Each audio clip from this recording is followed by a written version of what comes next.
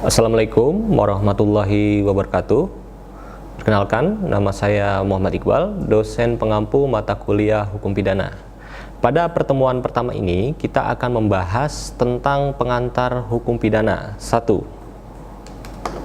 Rekan-rekan sekalian yang saya banggakan, patut kita ketahui sebelum menjauh atau sebelum lebih dalam membahas tentang hukum pidana, ada baiknya kita memahami tentang konsep keberadaan hukum itu sendiri. Hukum di tengah-tengah masyarakat, hukum di suatu negara, dan hukum dalam kehidupan manusia memang dalam konteksnya bertujuan untuk menjaga hak dan ketertiban dalam setiap interaksi manusia.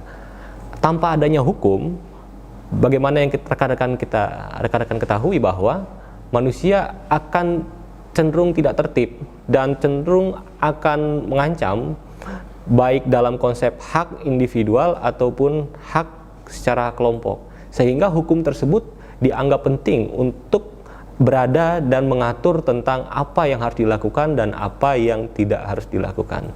Dalam konsep ini, Kitab Undang-Undang Hukum Pidana yang merupakan konsep hukum pidana itu mengatur tentang bagaimana caranya mengamankan jiwa dan raga seorang manusia. Sehingga dalam konsepnya, Kitab Undang-Undang Hukum Pidana dianggap penting setelah Kitab Undang-Undang Hukum Perdata yang mengatur tentang hubungan antara manusia yang satu dengan manusia yang lain.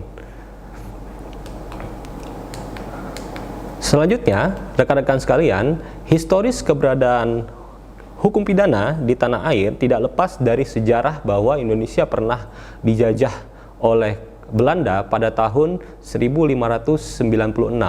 Namun pada prakteknya hukum di Indonesia, terutama hukum pidana, itu mengalami 3 fase.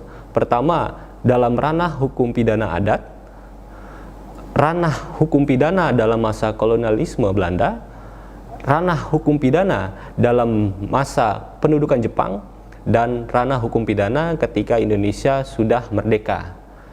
Kitab Undang-Undang Hukum Pidana yang ada sekarang, sebagaimana yang telah kita ketahui bahwa merupakan hukum yang menjadi warisan dari kolonialisme Belanda.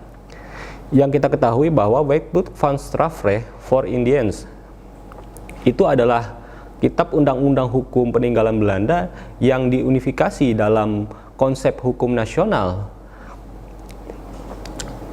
Rekan-rekan sekalian yang berbahagia, Kitab Undang-Undang Hukum Pidana telah mengalami berbagai macam perkembangan seiring berjalannya waktu. Namun, patut kita ketahui bahwa konsep kerja dari sistem hukum pidana sebagaimana yang kita ketahui dan kita lihat di dalam PowerPoint adalah berisifat aturan-aturan yang mengikat kepada setiap perbuatan apa saja yang dilarang.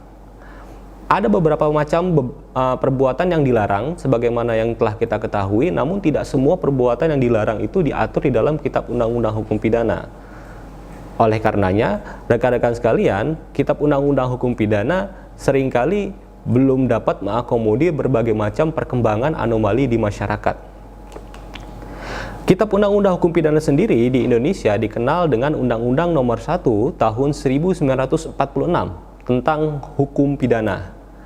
Pokok-pokok di dalam Kitab Undang-Undang Hukum Pidana adalah sistem kerja yang mengatur tentang perbuatan-perbuatan apa saja yang diancam di dalam hukum pidana itu sendiri. Kitab Undang-Undang Hukum Pidana tentu akan mengatur berbagai macam perbuatan yang dilarang. Bagaimana syaratnya perbuatan tersebut dilakukan dan unsur-unsurnya seperti apa saja di dalam Kitab Undang-Undang Hukum Pidana sebagai hukum tertulis itu juga harus mengatur hal tersebut. Selanjutnya adalah menetapkan dan bagaimana cara menerapkan konsekuensi bagi pelanggar Kitab Undang-Undang Hukum Pidana sendiri, sehingga di dalam sistem kerja hukum pidana dalam konsep pokok-pokok hukum pidana selain mengancam juga mengatur tentang konsekuensi pelaksanaan hukuman itu sendiri dan siapa saja yang melaksanakan hukuman tersebut yang merupakan alat-alat negara. Rekan-rekan sekalian, di konsep dasar aturan hukum pidana tersebut berisikan perintah dan larangan. Apa saja yang dilarang, akibat apa saja yang dilarang, dan bagaimana sanksi itu diterapkan. Kalau rekan-rekan sekalian jeli di dalam kitab undang-undang hukum pidana, dan nanti kita akan mempelajari di pertemuan lebih lanjut, bahwa hukum pidana itu tidak hanya mengatur tentang perbuatan apa saja yang dilarang, melainkan akibat apa saja yang dilarang. Selanjutnya, ketentuan-ketentuan menetapkan dengan cara apa saja hukuman tersebut dilaksanakan. Selanjutnya adalah berlakunya peraturan-peraturan tersebut dalam kondisi dan waktu tertentu.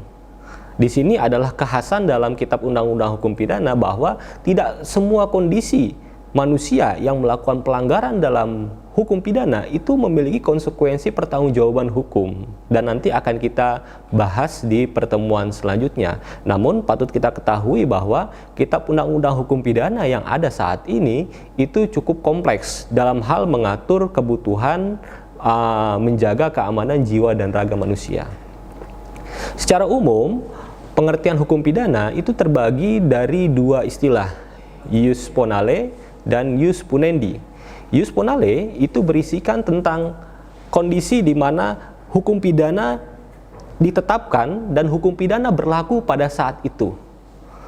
Sementara ius punendi ini memiliki pengertian yang lebih rinci. Pada slide selanjutnya adalah hak dari negara dan alat-alat kekuasaannya untuk menghukum.